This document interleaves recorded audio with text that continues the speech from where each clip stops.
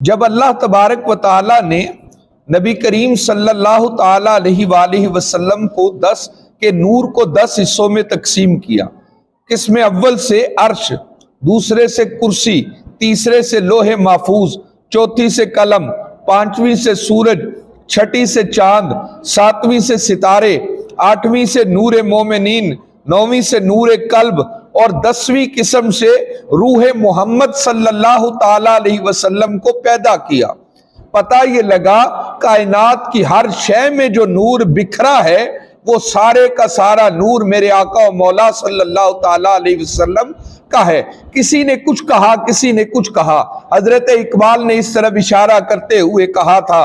کہ لوح بھی تو، قلم بھی تو، لوح بھی تو، قلم بھی تو، تیرا وجود الکتاب، گنبد آبگینہ رنگ، تیرے محیط